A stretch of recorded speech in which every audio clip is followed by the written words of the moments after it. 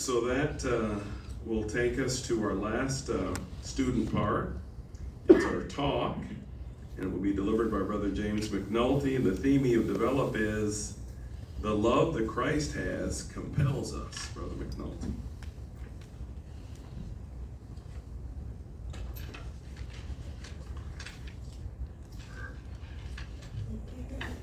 Tonight we're going to be discussing the beginning of 2 Corinthians chapter 5 and verse 14.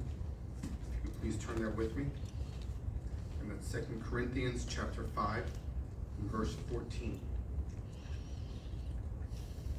It says, "For the love that Christ has compels us, because this is what we have concluded, that one man died for all, so then all had died." Now this love that's referred here is Christ's love that he has for us. And this love motivated him to give his life as a ransom for us, to remove sin and death, and to give us the chance to be in the new world, to be reunited with our lost loved ones. And it says that this love compels us. Well, I wanted to find out what exactly that word compelled means. Now, the dictionary online said that it is to exert a strong, irresistible force on something. And so Christ's love gives this strong, irresistible force that should move us to do something. When our minds are able to fully comprehend what Jesus did for us, it moves our hearts, and we desire to live our life for Christ. Well, how is it that we do this? How do we live our life for Christ? Please turn with me to 1 John chapter 2 and verse 6. This is just a couple of pages before Revelation 1. And it says there, the one who says he remains in union with him is himself under obligation or compelled to go on walking just as that one walked. So there we see that the way that we live our life for Christ is by following his steps, living our life as he lived. And as we enter the memorial season, it's a great time to start taking a look at our lives and to see what areas we're doing well at in following Jesus' steps, and also what areas we could possibly improve in. Growing up, my father used to always talk in business terms, and he would talk about taking an inventory of his store. And in the same way, we can take an inventory of ourselves. We can look at what we're doing with our time and with our entertainment.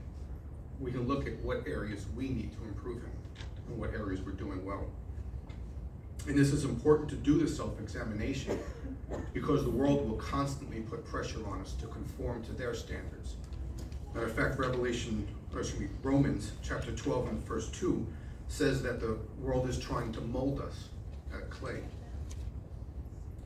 And so let's look at a couple of areas that we can examine when we're doing this self-examination, this inventory. A few that were mentioned in the source material was wardrobe. And when looking at a wardrobe, we can ask, if I were going to a place where Jesus would be present, would I feel comfortable wearing this clothing? If I were to wear this clothing, would it be obvious to others that I'm a Christian? We can look at our movies and our music and ask, would Jesus be entertained by watching this movie or listening to this music? If he were to borrow my cell phone, tablet, laptop, would I be embarrassed by what he found in it? When looking at our video games, would I find it difficult to explain to Jesus why I enjoy playing this game? When we do this self-examination, what should we do if we were to find something that maybe wouldn't be appropriate for a Christian? Well, the answer to that is found in Acts chapter 19. You turn there with me. It's Acts chapter 19 and verse 19 and 20. And there it says, "Indeed, quite a number of those who practiced magical arts brought their books together and burned them up before everybody. And they calculated their value and found them worth 50,000 pieces of silver." Well, this makes it clear then that we should destroy anything that is not appropriate for Christians. It doesn't matter how much it costs.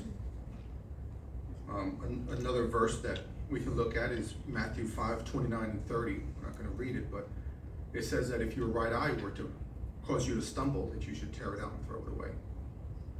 And so anything that would not be appropriate should be destroyed.